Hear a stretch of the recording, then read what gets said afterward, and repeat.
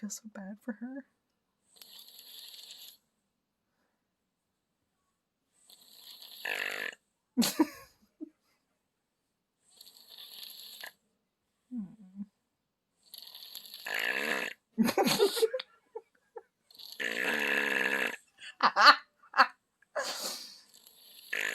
Does this make us bad parents?